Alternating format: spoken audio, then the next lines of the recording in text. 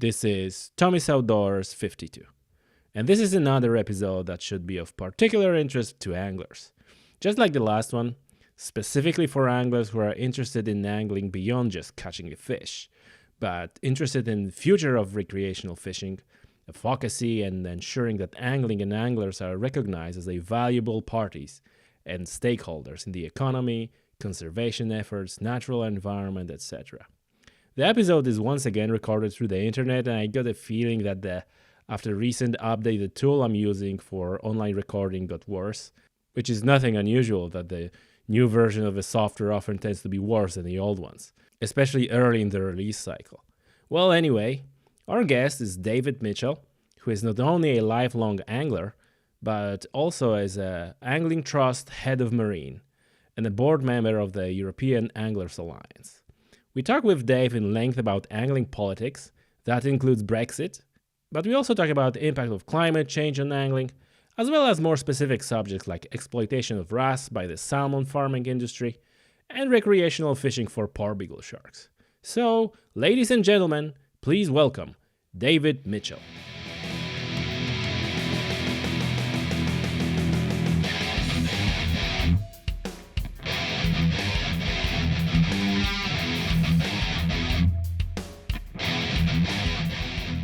David Mitchell, welcome to the show. Thank you. Hey, good to hear you. Listen, before we get with all the other stuff, congratulations on the smoothhound. What a fish! Oh yeah, that was fantastic. Yeah, I've had quite a lot of fun this summer fishing for smoothhounds in my part of the North Kent coast Yeah. here in England, Wow, how big and was we've it? had some great fish. I didn't have any scales with me, but based on the other ones I've caught, it was around about 15 pounds. Wow. Um, so it was good fun fishing in my new boat in some very shallow water, which makes Uh-huh. it good fun. We're only fishing in about 5 or 6 meters of water Oh wow! around there, so it makes it good fun. And you caught it off your own boat. Yeah, I bought a boat this spring, Huh. so I've been launching it, trailering it, and launching it from different spots.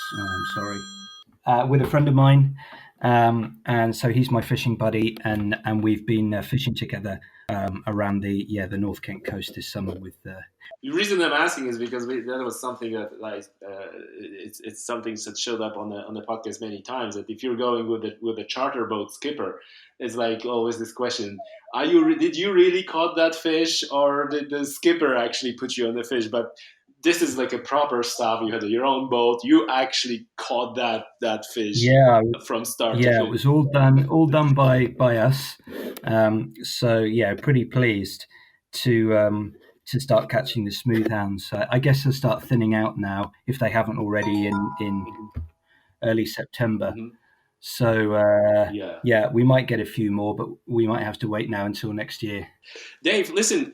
So you're active member and you hosting a roles in two angling organizations, and this is very interesting to me because uh, quite often I'm talking about the need of advocacy for angling and some organizations that are actually representing anglers and have a voice for anglers. So you are a head of marine in Angling's Trust, That's right, the Angling Trust. and you're also a board member in European Anglers Alliance. That's right. Yeah. So could you just explain for our listeners what those organizations are, what they do, and what is your role in both of them? Yeah, sure. So the Angling Trust is the national representative body for all angling in England. It was formed 10 years ago, so we're celebrating our 10th anniversary this year. It was formed through the merger of a number of other angling organisations in England. Um, Hmm. and yeah, it represents sea, coarse, and game angling in England. So I guess a summary of the backstory is the government wanted to talk to one organisation and for angling to speak with one voice, because historically there'd been a lot of organisations with different positions, Yes. and it made it difficult for the government to listen to us, and it also made it difficult for anglers to be convincing when they had different organisations with different positions. Absolutely. So sorry to cut you off, but this is super interesting to me. So is that the government that actually reach out to all those organizations and said like, "Hey, folks, you need to speak one voice because we can deal with you that way," or was it a movement from kind of from inside those organizations to Yeah. kind of get into the one? Well, I mean, I wasn't involved at the time, but from what I understand, it was a bit of both. It was the government saying, "Listen, we'd much rather be able to speak to you with one organisation representing all your interests." But it was also the angling Mhm. community recognizing that made a lot more sense, and that if everyone was That's brought together under one banner, we'd have a much stronger voice as one. So I think that was the background to it, and yeah, and so 10 years later, the Angling Trust has grown stronger and larger, and we are now celebrating 10 years of having been a single unified body representing all anglers across England. Well, congratulations on that. That's really awesome news because Yeah, this is one of the problems that I see in other organizations, that there is all of a sudden many of them, and what's worse, sometimes it happens that some of them are have an adversary relation with others, and that just creates the mess, and it's super counterproductive. So I am very interested. How was it that those organizations could speak to each other and say like, hey, let's merge, and there was that's a well, great story. it took an enormous amount of negotiations, Hmm. diplomacy, um, over a long period of time to make it happen. It wasn't easy. Some organisations didn't join, um, but we achieved it. And to still be the unified body 10 years later, a lot of people would have said that we wouldn't have lasted that long, and they didn't Hmm. hold out. But it's been a real success story for angling in England to have a single unified body. And through my Absolutely. role on the European Anglers Alliance, which I'll come to Hmm. in a Hmm. second, yeah, I Please. completely agree with you. There are real problems across other countries with organisations, well, angling in general, that has multiple organisations, and they fight between each other, and the internal politics is horrendous, and Yeah. yeah, it's a real problem. So any organisation that can have a single unified voice, like most other sports, to be honest, if you look at Hmm. other sports, if you consider angling to be a sport, which we do because we're funded by Sport England to Hmm. increase angling activity.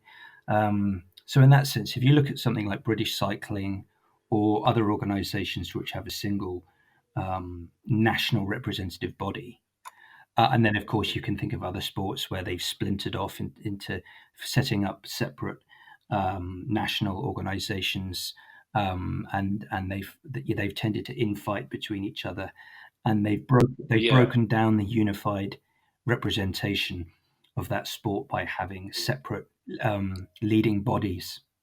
So Yes. it makes a lot of sense, and it's something that we're very proud of at the Angling Trust, is that we do represent all anglers. Yeah. Um, And what happened to those organizations that didn't join? Are they still around, or they were just like a push into insignificance? yeah, they're still, well, many of them are still around. Some of them have changed. Some of them have since come on board with the Angling Trust over the intervening years because they've Oh. seen the benefits. It maybe took them a little bit longer, Hmm. or they needed some personnel Hmm. changes um, to make it Hmm. happen, or whatever. There's a whole manner of different reasons. So we're pleased that many of the other organisations have since come on board, and some of the others, yes, a whole myriad of different reasons. Some of them are still in existence, and some of them may have folded, and everything in between. But we're now more representative than we were in the early years because we've got more of those bodies joined up, and we hope that there's more to come in time. So we have to demonstrate our worth and demonstrate the value of unity, and then make the case to these organisations that it's still worth joining with us to become, to have a single unified voice where we all benefit from shared resources, and having a more powerful voice when it comes to talking to policymakers. Exactly. Exactly. That's I suppose, especially these days where everything is so highly political, and um, subjects around nature and interacting with the nature are can be quite controversial at times. It's super important to be recognized by the government Yeah, as the one body that represents everybody. It's like, okay, we talk to these guys, rather than like, oh, we don't even have a partner to talk to. exactly. So when it comes to the European Anglers Alliance, you can apply Mhm. the same thing, just at a EU level. So the European Anglers Alliance is a pan-European representative body for anglers across Europe. I believe we have about 16 member states represented, and that represents something, so many million. I can't remember now, I'm afraid, offhand, but so many million anglers across Europe. We have a. Do you remember off top of your head if is Ireland one of them? I'm afraid not. No, Ireland used to be for a very long time, but Uh-huh. Ireland has suffered some problems with its national representative body and is currently no longer Uh-huh. a member.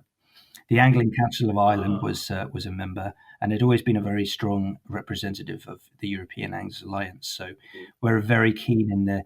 in the near future for Ireland to become a member again.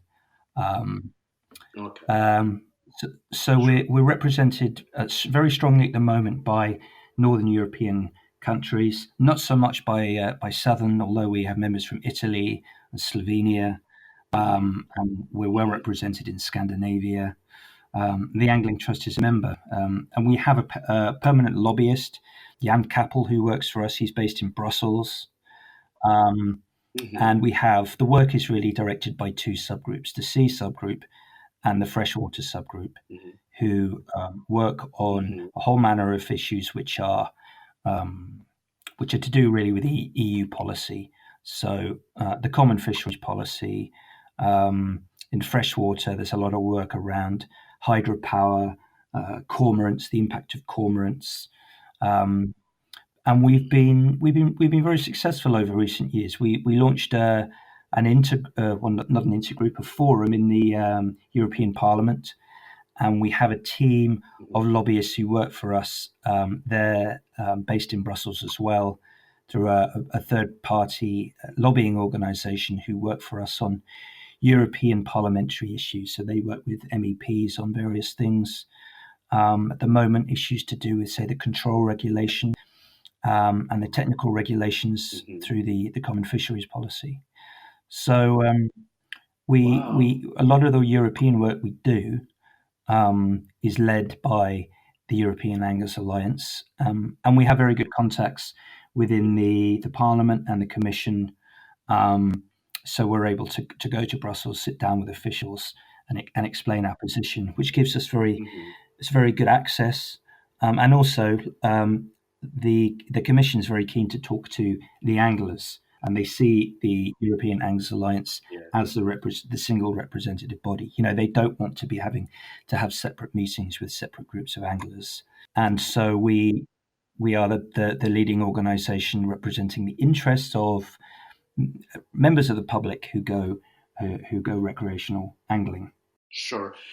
And listen, so the question that jumps straight at me is, um, do you find your during those conversations with bodies and regulations, and I presume where there's a discussion about the fisheries and fishing quotas, you have a sit at the table. Do you find yourself kind of stuck between the rock and the hard place? I mean, between on one end interest of commercial fisheries pulling one direction, and on the other hand, NGOs who are pulling the other direction. is like, so I'm trying to figure out whether in the spectrum, like if you imagine a spectrum, like on one end you have a hardcore commercial fisheries who wants to have a big quota and fish everything. On the other hand, you have NGOs who wants to stop any sort of fishing and any sort of sticking sharpie hook into the fish. Where on that spectrum Anglers Alliance sits, and do you find it difficult? Yeah. Okay. So this is a really interesting question.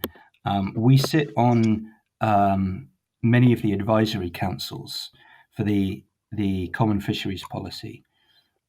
These are based around the different sea areas, and the objective of them when they were set up was to provide the Commission with advice which would inform their policy or their proposals for fishing. And in short, yeah, you're absolutely right. There is always conflict between the fishing industry, the NGOs, and where angling fits in has always been a problem as well, because traditionally we were considered to be part of the NGO sector, um, which is now called something else. It's called the other interest groups, Oh. um, and we consider ourselves really to be more part of the catching sector. Mm-hmm. If we weren't part of the catching sector, why would we be subject to bag limits, Mm-hmm. to data collection and control? Yes. But of course, the fishing industry doesn't want us to be considered part of the catching sector because that causes problems for them Mm-hmm. in terms of sharing resources. Uh-huh.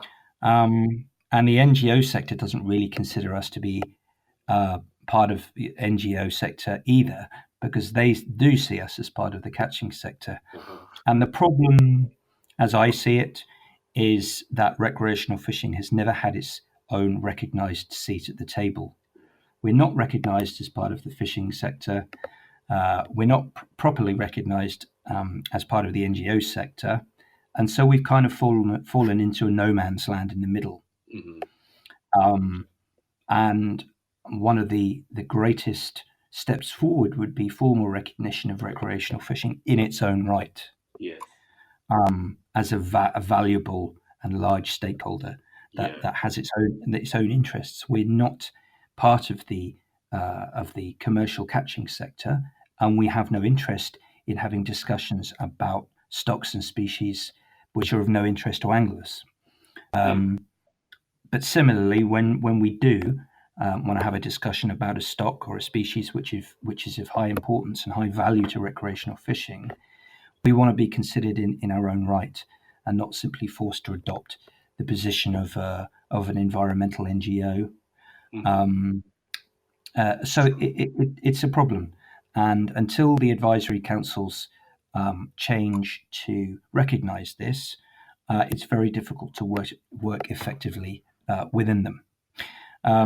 Although I would say that they have great trouble operating or functioning as they were intended to anyway, because there's this constant conflict between NGOs and the industry, which often leads to little advice actually being produced or being published and given to the Commission. And more often than not, there are disagreements, and the end result is a very short paper saying that no one could come to any agreement on the subject, and that's the unhelpful advice that gets presented to the Commission. Yeah. So Okay. I'm quite critical about the advisory councils and how they function, but I'm very happy to back up these criticisms with evidence, having been involved over the last 10 years about how they're dysfunctional. Yeah. Yeah. Okay.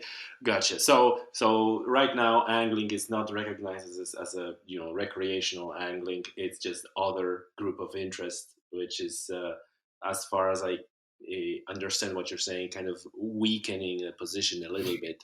Yeah, I mean, recreational fishing is being recognised more and more and more, which overall is definitely a good thing, because we will get a seat at the table. Some people will say, well, we should, why are you raising the profile?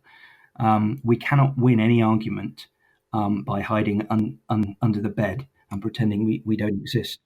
So there are people that think that that we should kind of like, we as an angler. So I'm saying we should kind of keep a low profile and not raise our head just in case. Is that a sentiment that some people express? Yeah, I mean, it's understandable. I can completely understand the reasoning behind that. But let me tell you, through my experience, I'm absolutely 100% convinced that that is not a solution Yeah. and does not lead to a positive outcome for angling in the future. In the short term, it may do, but in the long term, nothing good can come from that because it's not sustainable. It's not a long term solution to simply hide and pretend that if we don't make a noise, no one will notice we're there. Oh, of course, we're gonna be run over otherwise. Yeah, and we're well beyond that anyway. So um, yeah, it's a case of making sure that we are heard and that we're heard positively and that we're recognised as legitimate, genuine stakeholders. Um, Yeah. just a bit of a background to where we've come from on that. Hmm. Some colleagues of mine 10 years ago went to the commission when angling really wasn't recognised to meet with the then um, commissioner, um, Joe Borg, who was responsible for fisheries. And I believe his first comment to them on walking into the room was, I don't know why I'm talking to you. As far as we're concerned, recreational angling doesn't exist. Ha! Yes, that kind of describes the problem in a full. So we've come a long way since then. We've come a very long way, but you can see that when you're starting off um, from a place whereby the commission says you're invisible, we don't even recognise your validity at all. It's going to take quite some considerable time to overturn that, and it's not going to happen overnight. And there will be some setbacks, and we may get knocked over once or twice, but the general direction of travel has been a very positive one and has taken a lot of hard work to get to where we are now, which is on the cusp of being formally recognised as a valid stakeholder, and for members of the public to be given, um, uh, given their rights, which is to have a say on how their publicly owned fish stocks are managed. I'm afraid in Europe we've got things very mixed up Hmm. compared to other parts of the world, where the last people in Europe to have a say about how the stocks are managed are the owners, and that's the public. In other parts of the world, the first people to have a say and to be granted access are the public and the owners. And so somehow in Europe, we've managed to get things very mixed up. Do you share the view that the American model is probably the best one? Yeah, we take a lot of inspiration from other parts of the world. New Zealand is another excellent example, um, and we've been doing a lot of work over the course of the last couple of years, highlighting best practice from other parts of the world. The New Zealand Fisheries Act um, and the US Magnuson-Stevens Yes. Conservation and Fisheries Act as well are cool examples of best practice in terms of managing fisheries and recognizing recreational fishing. Yes. So David, tell me, is that a full-time job that you're doing, or are you managing all that and have a day job as well? No, I work full time for the Angling Trust. Perfect. The work I do for the European Anglers Alliance is part of my work for the Angling Trust. The Angling Trust pays a membership fee to be a member of EAA, and so a lot of our work at a European level obviously ultimately benefits our members here in England. So it's very much full time. It's fantastic. It's fantastic because you're just right out the get go. The amount of work that both organizations are doing, you described, it was like immediate, like, whoa, well, how's, like, it's a lot of work. Yeah, it's a lot of work where we don't have a lot of resources. We don't have a lot of money, but it's a lot of work. And I've been doing this now since 2010. Um, Mm. yeah, it's I thoroughly enjoy what I do, um, and I'm passionate about it. So it gives me a reason to get up in the morning and to keep fighting, um, because it's something I believe in. Yeah, it's fantastic, and I really can't imagine a better job for enthusiasts, someone who hunts or fish or do any activity, just to kind of work advocating for that activity. So tell me, Dave, how did you get there? How did it happen that you're like working full time on anglers advocacy? Um, the job just became available. It was just in the initial stages, just good luck, really. I mean, I've always been an angler.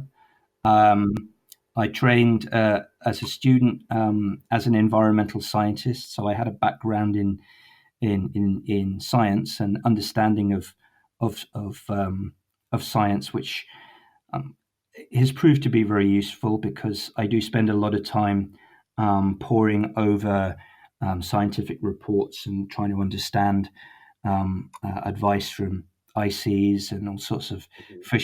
fisheries science.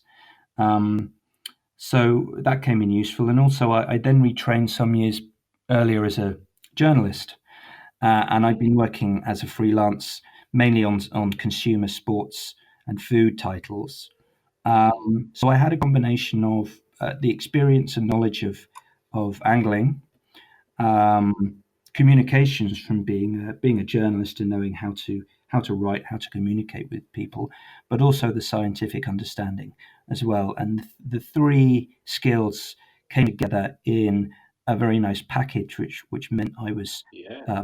I was able to interpret science, communicate it to anglers, and also be passionate about what I do, and also patient.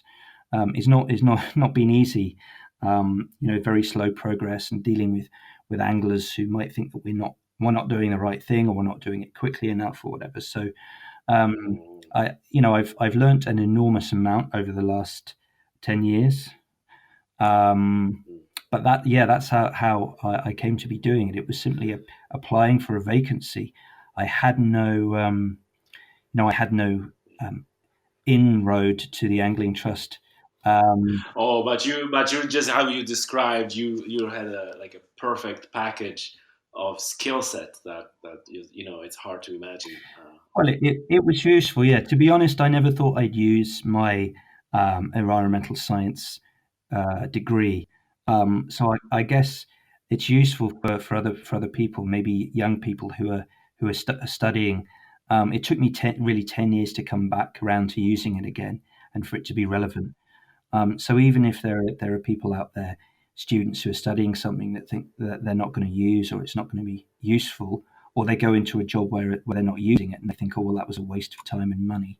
You never know, because in my case it took a while, but eventually it came round again, and it proved to be really useful. So that's a kind of lesson in life, is to everything that you study and that you learn, you may not use it immediately, but it doesn't mean to say that at some point in your life in the future, things might change, circumstances might change, and you'll find that actually you're very glad that you studied it, because it's become useful in getting a new job or whatever it might be. Yeah, absolutely. And listen, so your choice of this environmental study, I presume it was related to your passion for nature, it's connected with the fact that you're an angler, right? In part, I mean, I was always interested in uh, the environment. Um, I grew up doing a lot of field sports and a lot of shooting as well as fishing. Um, and really, I was just interested in a wide range of um, environmental issues. For some time, I thought, well, maybe I'd rather have studied fishery science or oceanography or something like that. But I didn't know exactly what I wanted to do. So it was a subject that gave me a broad knowledge and understanding of many, many things, rather than focusing too specifically in one area. Yeah, yeah. Okay, Dave. So, what are the like current campaigns or issues that you guys are working on? Yeah. So what we, excuse me, what we do is try and define what our priorities are Mhm, um, over the kind of next 12 to 18 months. mhm, And that's based on, what's important to anglers, what we can achieve, and what we have the resources to do, so that we make sure that we're effective, and that we're campaigning on things which our membership believes is important, but also issues where we really can have an impact. One of the current campaigns we're working on is to do with bluefin tuna. Oh, There's been a huge increase in the presence of tuna in waters around the southwest mhm, uh, of England, as well as Wales, and they're now being seen in Scotland as well. So we've been working closely with a project, a government-funded tagging project. mhm, Um, and this year we've been successful in helping to secure the involvement of anglers, who can fish on registered support vessels. mhm, Experienced anglers can be chosen. They can apply mhm, and be chosen to fish on these support vessels to help mhm. the tagging project. So, are these anglers or vessels licensed? Because I think that in Ireland there was like a 15 or 5 or 15 vessels. Yeah, it's a different approach. It's a different approach to the Irish model. So Uh huh. actually, it's smaller in scale. So the vessels which are suitable for being able to do the work effectively are chosen by the project, um, or apply and are chosen by the project team. And then anglers who have a sufficient experience in catching big fish or fishing for tuna can Mhm, apply as well, to be registered to fish on these vessels and support the tagging team.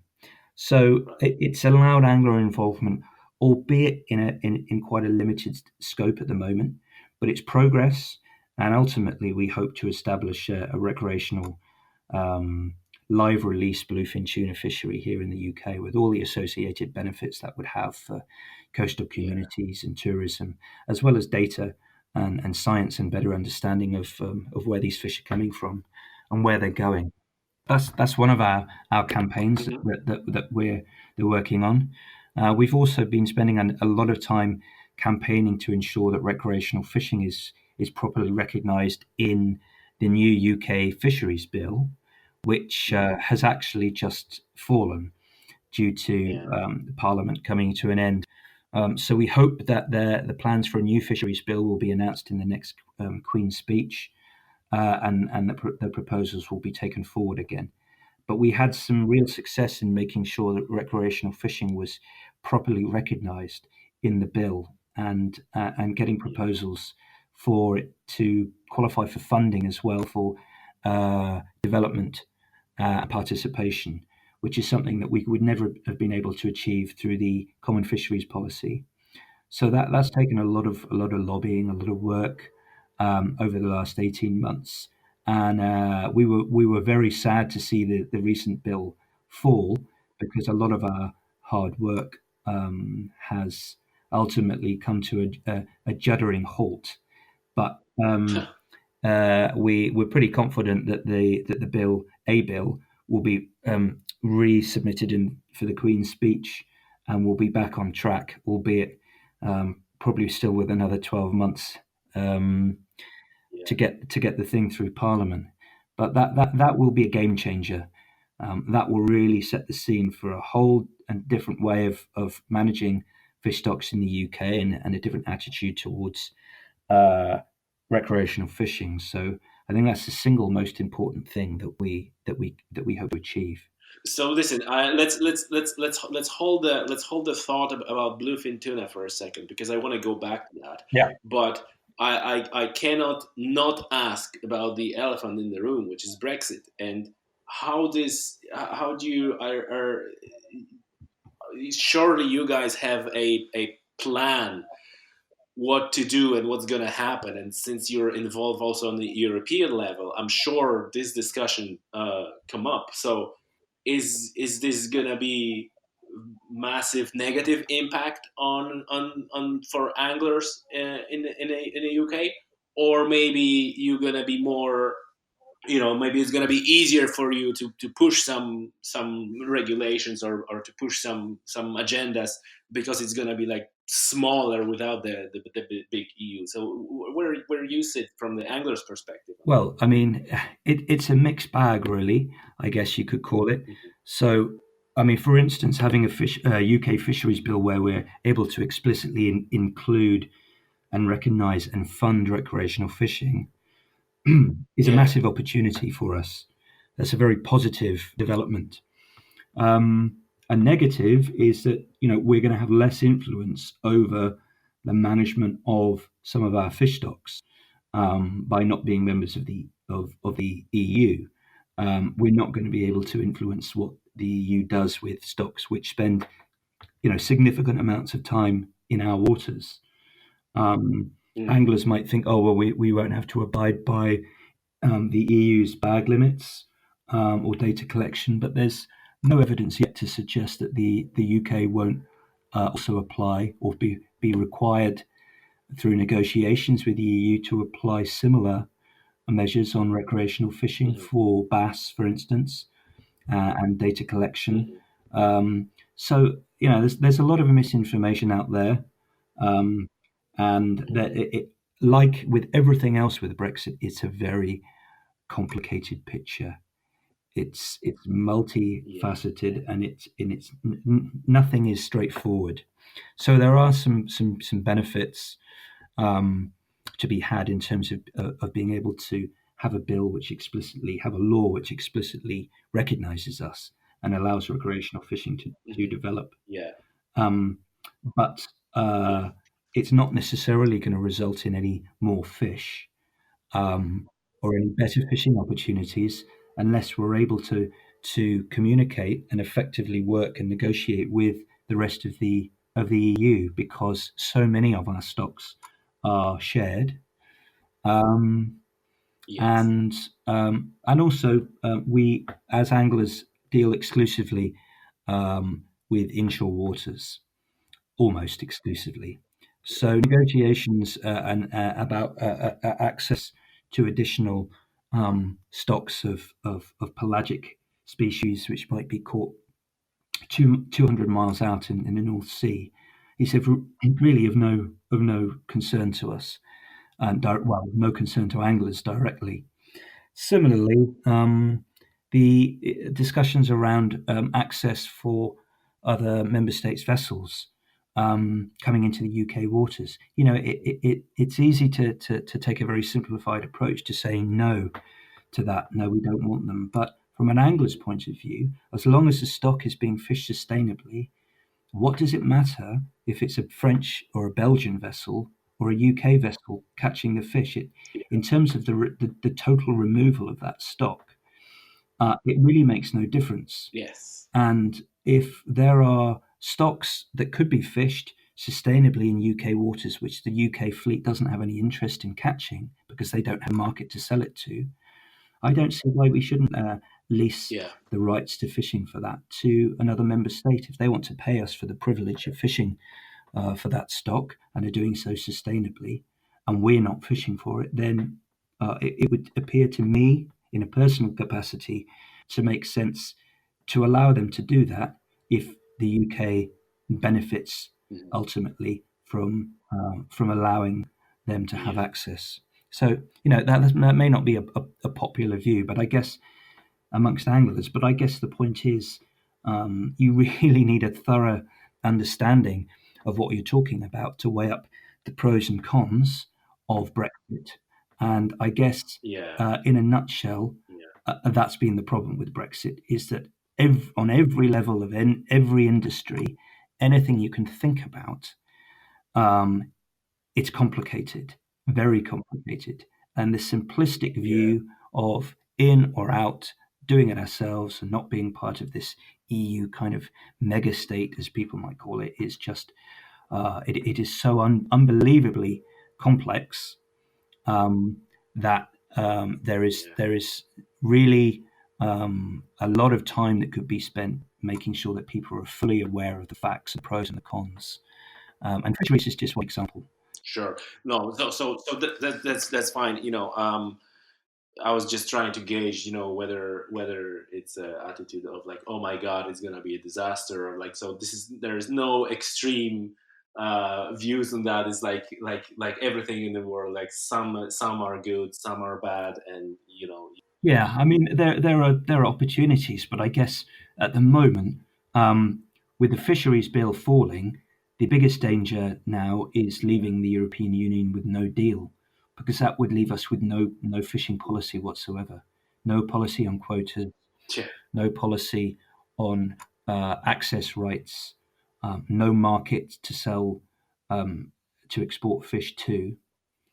So this would really yeah, be, um, the worst possible, outcome. Um, yeah.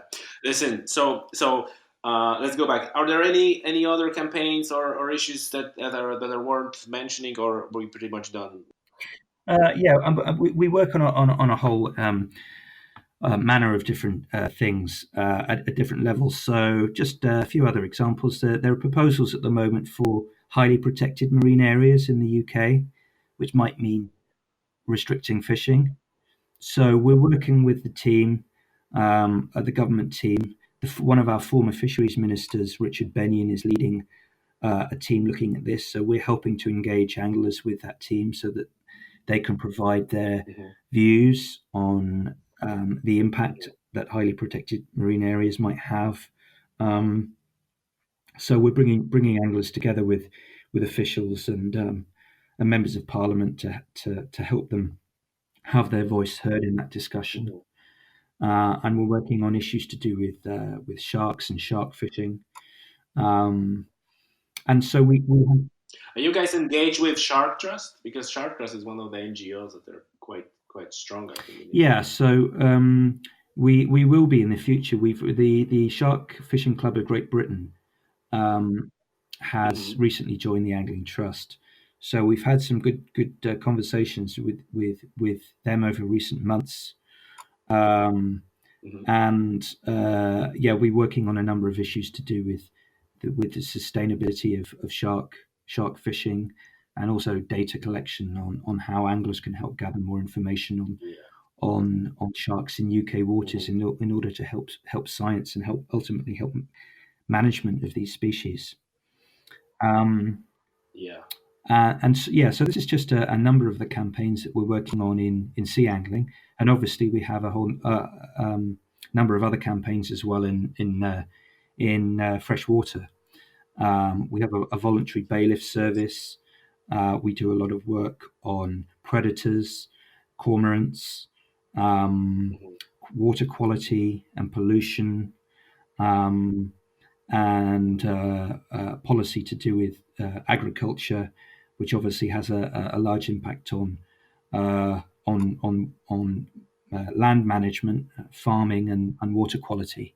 Yeah. So we have an enormous amount going on Mm. in a very wide range of policy areas.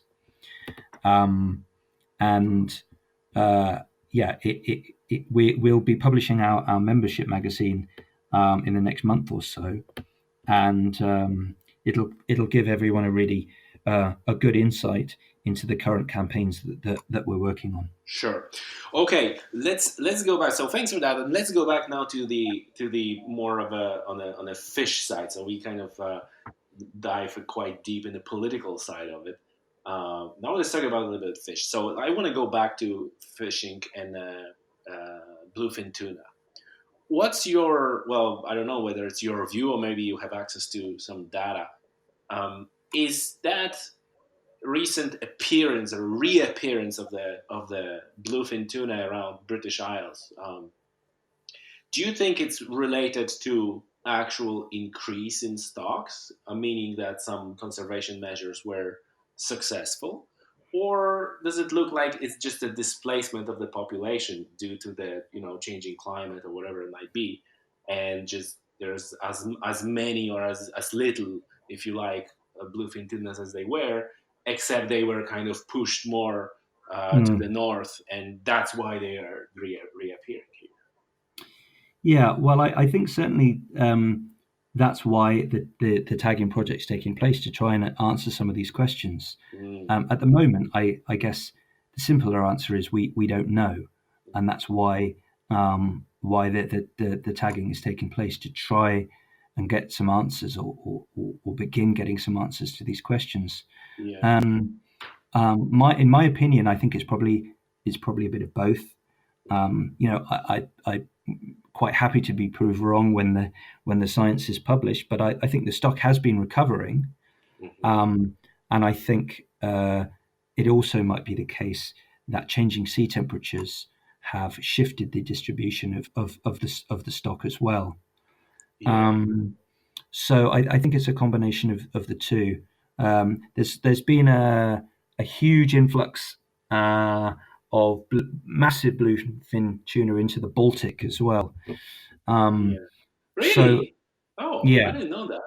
yeah. So there are huge numbers of fish now in the Baltic, and there's a tagging project that's now in its second year in Sweden.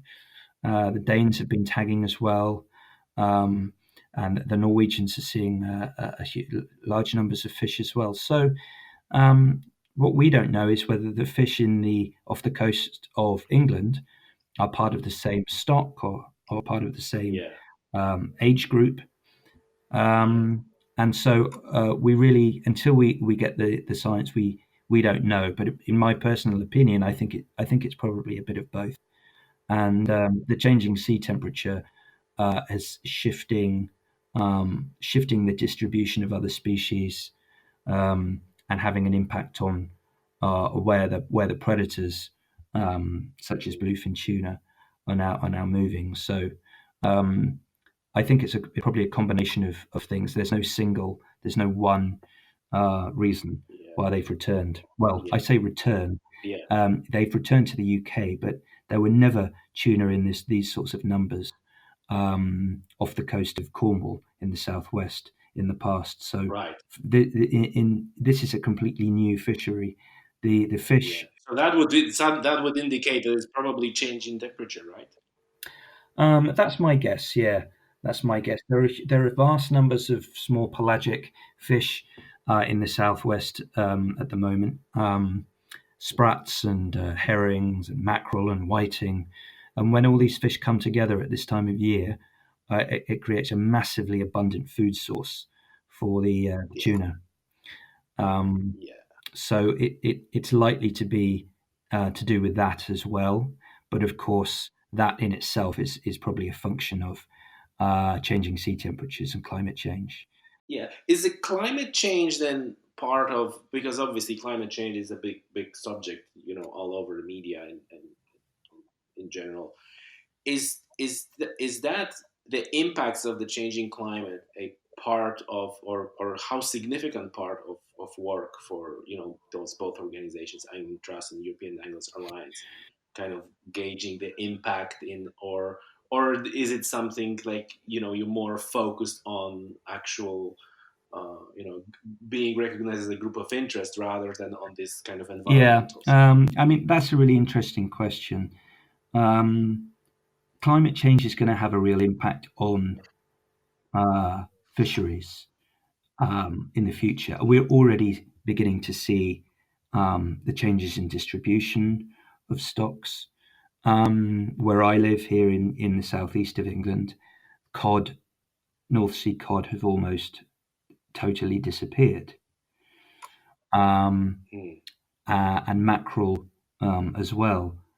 Um, Yeah, and the cod is a significant fish economically, right? well, it used to be, yeah, it used to be. Um, and we're seeing the movement in of other species, warmer water species. Um, but some of those may not be so productive. Um, in terms of compared to cod, we could see other species moving into the southern North Sea, which are more kind of Mediterranean in nature. So there will be changes, and I think obviously we as an organisation can't do anything to stop this, um, other than campaign along with everyone else to try and limit the impacts by reducing carbon emissions, etc. But in the short to medium term, um, we can't do anything about it, but we can recognise and predict what some of the outcomes and the changes might be. Um, and that means making people aware that your fishing may well change. Now there may be opportunities that come from that which are quite positive. Distribution of warmer water species, um, uh, and there may be some big downsides. Productivity might go down, and you simply won't see the number of the fisheries in some areas will just generally be less productive. Um, so we can help try and kind of raise awareness of this to people and make sure that they're conscious that this will happen. It is beginning to happen already, and we can see it. And that they just might want to be aware that things are not going to stay the same. But that doesn't necessarily always lead. I mean, obviously, the ultimate raising of sea temperatures and climate changes is a chronically bad thing. But in purely in terms of fisheries, we have to see that we will adapt, and there will be changes to the pattern of fishing all across the globe. But certainly, we've seen in the UK that the southern North Sea is warming up fast and faster than the rest of the North Sea, and it's having an impact on the distribution of stocks. Um, so yeah, like I say, it's something that we can't do a lot about, but it's something that we can educate anglers about and raise awareness of the likely impact it will have on their fishing and their children's fishing in years and decades to come. Yeah. And is there like in general? Yeah, I presume you're also doing some work in terms of conservation and raising awareness of, uh, in general. Because would you agree? Maybe that's a question. Would you agree that overall the state of seas, and asking specifically about the seas because you obviously that's your area, over last decade is in a decline in terms of fish stocks and everything. Is that something you would agree with that assessment? Overall, I think it's a very difficult question to answer. There are stocks which are now improving or at least being fished at sustainable levels. North Sea cod, for instance, was on the up and was improving and is now back in a very precarious situation. But and bass has been heavily overfished, but it's now improving. So the science will say one thing. I think the general perspective from anglers is probably that things declined. I mean, certainly over a longer time span than 10 years, the view is that the quality of fishing, the distribution of stocks has declined terribly over a much longer period of time. And in the last 10 years, there have been some improvements. Um, uh, so it's really a mixed picture depending on what stocks you're talking about and where you are. But in the North Sea here, the I really feel that the southern North Sea at the moment is terribly depleted. We have some good fishing, but the number of species and the distribution, I can't help thinking that it's a shadow of its former self, and of what it should be. But I don't have the time span. I don't have the length of a fishing experience over that many decades to be able to compare it against what used to be. Um, and so it's difficult for me to say. It is. It is. Do you think it is to do with due to overfishing, that decline? Yeah, I mean, overfishing has played a massive part, but habitat loss and pollution um, as well. The oyster beds that we used to have around here have all gone. If you think about the billions and billions of gallons of water which get filtered every day by bivalves such as oysters, and the Yeah. habitat, the reef habitat that the shells create for different species. I mean, it's all gone. So we just have mud, really. Um, Mud, and mud's not very productive and doesn't support high amounts of biodiversity. So you look out to the sea and you can often think, yeah, fishing's not too bad. But I think if you were standing there 150 years ago, uh, you wouldn't have been able to recognize it because it would have been so much more diverse and so much more productive. Yes.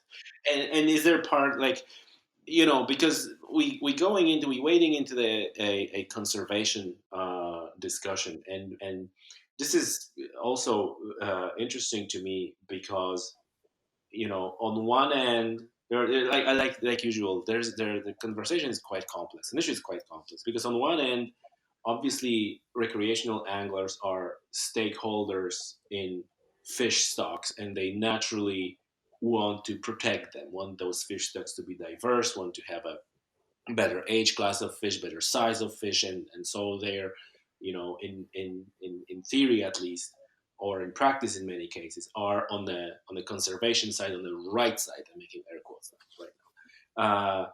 Now there there is also a conflict where obviously there are anglers who are, like you said, we are part of catching sector. So at the end of the day, we might end up of removing fish from the environment, either removing them by taking them for the table or through the mortality rates through catch and release, because as we know, catch and release is not like 100% survival.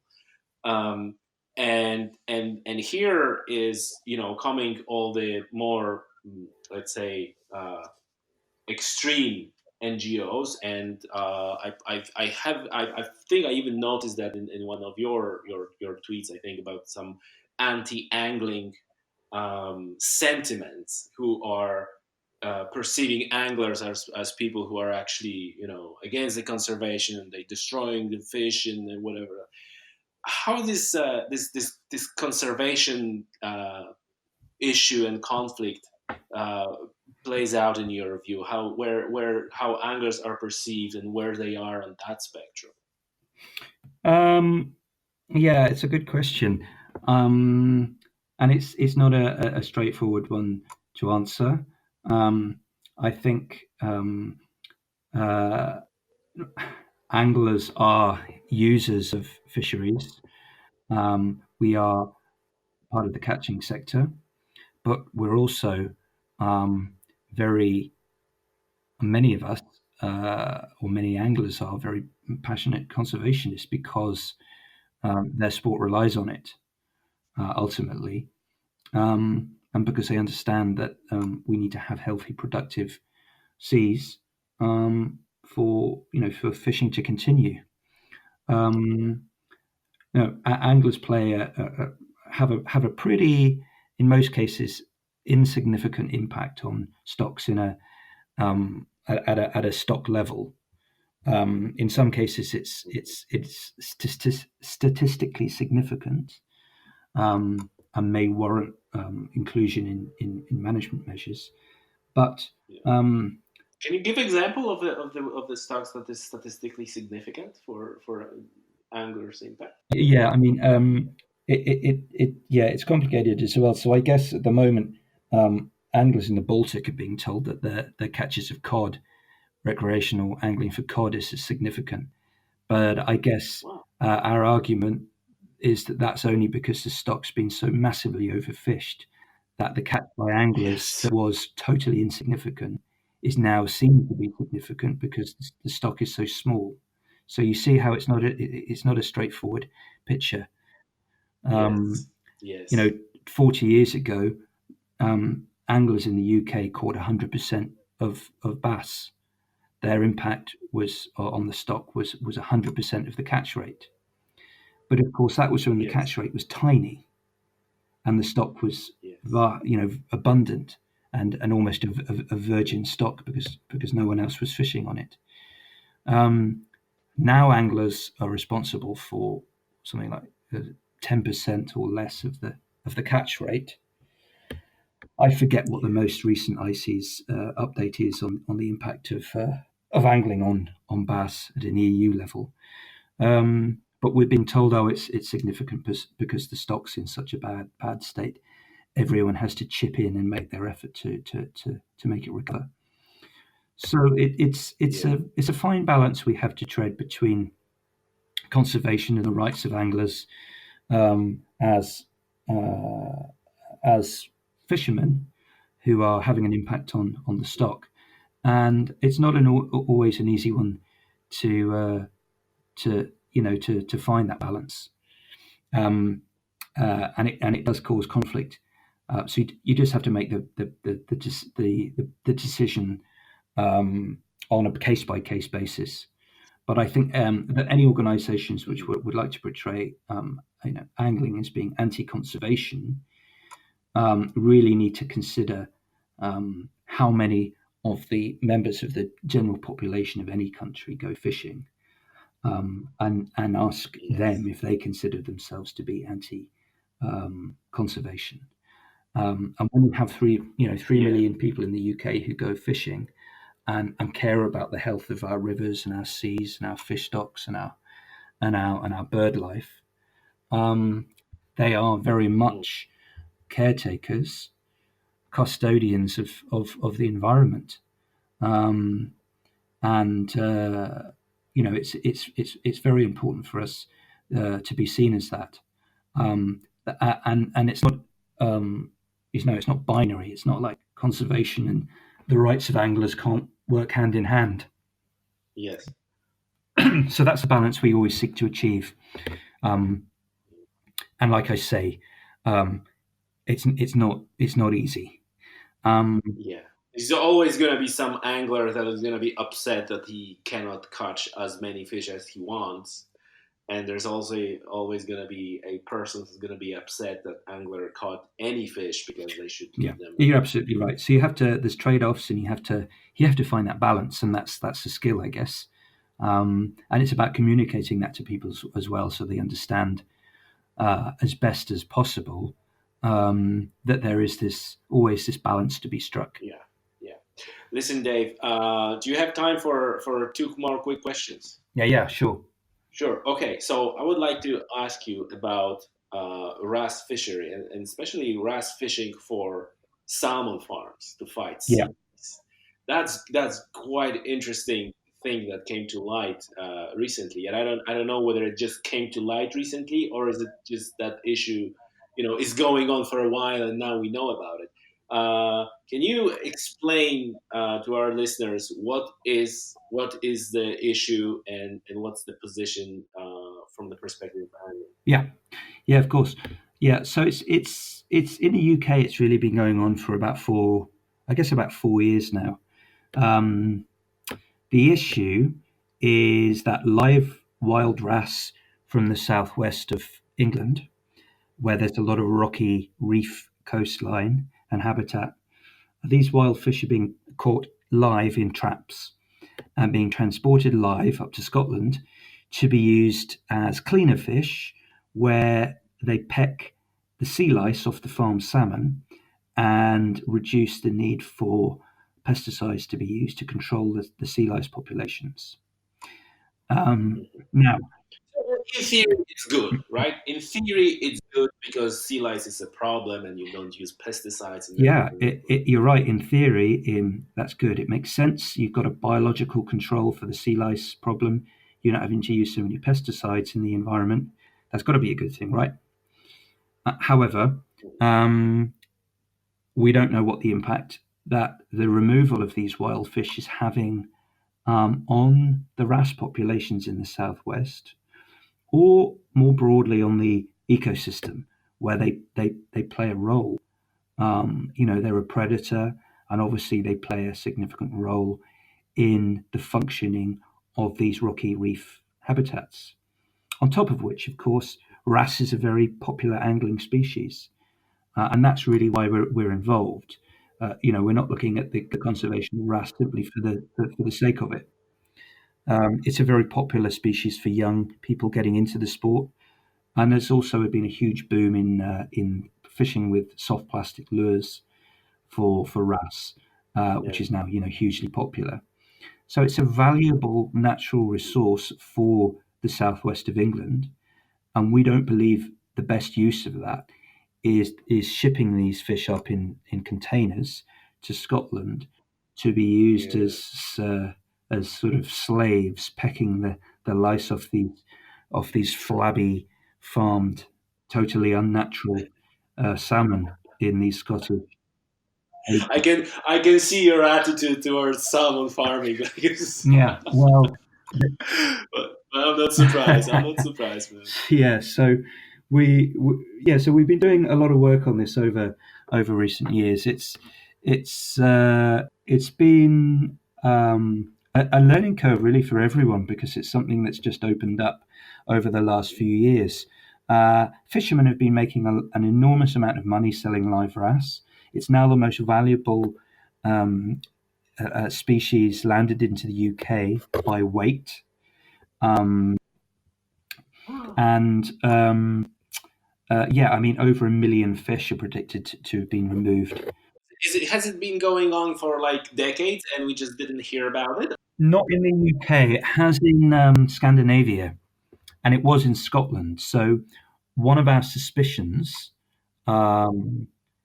and there's not enough evidence really to be able to categorically prove this, although others have insinuated this as well, is that there are no longer enough wrasse around certain parts of Scotland to supply the demand.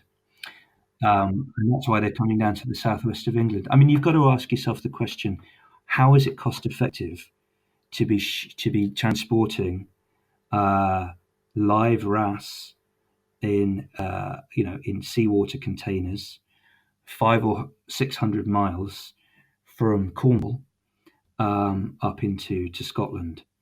It's a hugely expensive logistical operation, yet it's still cost effective for them to do this. So the demand is increasing, and we keep being told that at some point they're going to develop sustainable quantities of farmed wrasse. They use lumpfish as well, but a lot of them use wrasse. You can farm wrasse, but it's very complicated, and I don't think anyone yet has achieved it on a truly commercial scale. Wrasse are incredibly high maintenance. I think that the females need sort of harems of males, and they have all this very particular kind of courtship, which trying to replicate in a farming sense, in an aquaculture sense, I think is very difficult. They're changing gender as well, wrasse, during their lifetime. Yeah. So there's all sorts of incredibly complicated life history and reproductive cycles. So yeah, it's very difficult. I think they also had problems as well where they farmed them and they were feeding them on pellets. But of course, when they released them into the pen, the wrasse weren't used to having to feed on sea lice or wild creatures, so they starved because they were still expecting to be fed pellets. So yeah, there's it's only something it's only a market that's developed in the last 4 or 5 years in the UK, but it's been going on in Scandinavia for a lot longer, in the Norwegian salmon farms. And it's something that's just opened up and was completely unregulated to begin with. And that was where our fear was, that there were huge numbers of wrasse being removed from key angling hotspots, but also with no real knowledge of what the impact was going to be, either on the wrasse populations. They're a slow growing species, and like we've discussed, they've got these very particular lifestyle habits. But also on the ecosystem itself. If you remove a top predator like that, then what impact does that have on the rest of the ecosystem? We don't know. Yeah. Wow. Okay. And so I presume there's efforts now to regulate that.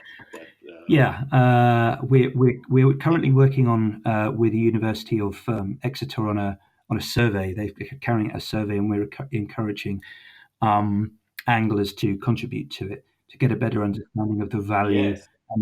I remember. I saw that. Yeah. So if you go onto Twitter, onto my profile, I'll try and retweet after this the survey, so that anyone that's interested can complete it if they want to. Yeah. I'll do that too. I'll retweet that as well. What's your Twitter handle, just for our listeners? Yeah, it's Tide_lines. TIDE_LINES.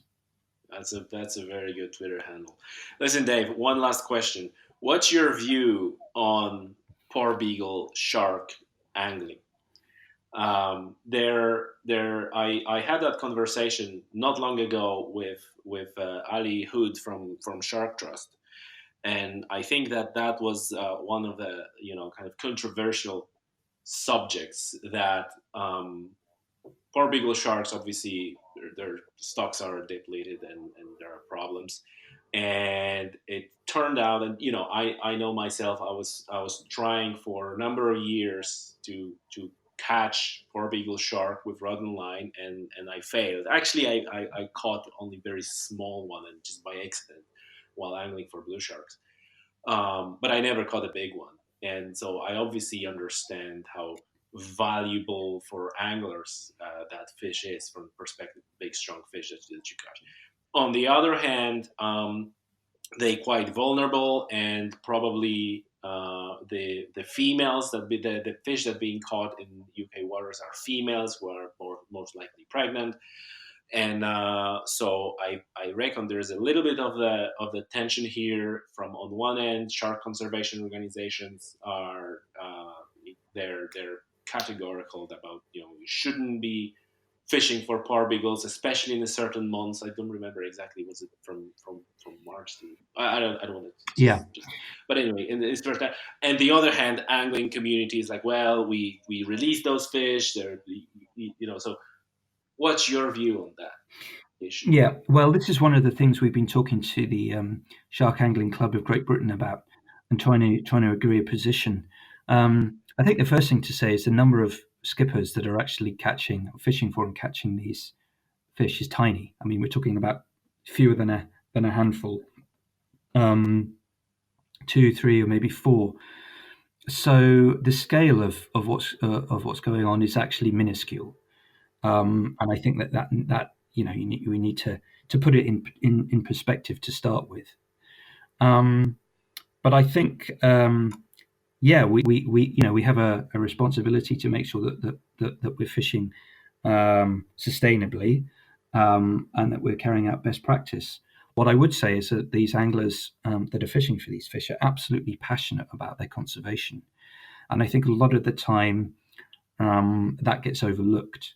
They are absolutely fascinated by these creatures, and they are passionate about their conservation, as well as catching them. So that would imply proper handling technique, for example. Sure. So and these are the sorts of things that can be introduced to make sure that the impact of angling is reduced, and that any potential mortality is reduced as well. But I think angling is probably the only way of being able to capture these fish and record them, either tag them and measure them and record where they're caught, and collect information in order to help fisheries managers manage these stocks and understand them better in the future. So the role that angling plays is crucial in being able to provide more information. I mean, we're getting reports that there are more and more and smaller poor beagles being caught. Now that's information that's coming from anglers. What that means is, okay, we need to understand why are there more fish? Is it to do with sea temperature rise? Why are there more smaller fish? Are there younger year classes that are coming through? And so angling plays a really important role in collecting data and science on these stocks, which will help inform science and management, because there's very little of that information at the moment. And angling can play a crucial role in helping to ensure the long-term survival of these shark species and stocks in the future. And I think that really needs to be recognised. The ability to capture these fish, record them, tag them, measure them, and provide data which can't be done through commercial fishing, and really can hardly be done at all in any other way, is a crucial element in conserving these stocks for the future. So angling has a really important role to play in shark conservation, and that the ultimate objective is for poor beagle stocks to be healthy and abundant in UK waters. But the scale of angling on poor beagles is pretty tiny. And if you look at the bycatches from commercial fisheries and things, you really need to see it in context. And although obviously social media pictures of people catching what look to be large pregnant poor beagles are not particularly helpful, this is a very, very small scale fishery. And that actually the large numbers of juvenile poor beagles that get caught as bycatch in commercial fisheries are having a much greater impact on the stock. Longlining in other parts of the world, other parts of Europe, is having an even greater impact. So let's not throw the baby out with the bathwater and see angling as a problem, when in fact I'd like to see it as a solution. Yeah. No, and I can only add to that it's great that you guys are working with shark angling clubs, and I think that the Shark Trust is also involved in that. And in fairness, Shark has recognized recreational anglers as a stakeholder, which was I was quite pleased to hear. And hopefully in the future we can have a one position from both sides. It's like, okay, this is what's happening. This is what should be done. So that would be great. Yeah, we'd like to see that in the future too. Yeah. Listen, is there anything else that you think is worth mentioning for our listeners and that we didn't talked about yet? I really don't know. I'd be interested in any questions on Twitter or anything anyone has to ask me. I'm always happy to be as open and as honest as possible. So yeah, if anyone has any questions, I guess that's probably the best way to get in contact with me. Tidelines on Twitter or via you. I'm always happy to have dialogue and discuss anything that anyone wants to ask. That's probably the best offer I can make to continue conversation with anyone that's interested. Sure, David. Thank you very much. Thank you for your time. It's been a pleasure talking to you, and we learn a lot. Yeah, no, well, thanks a lot for the opportunity. It's been really great to be able to explain the work that I do and the work of the Angling Trust and the European Anglers Alliance. And it's been fun. Thank you very much.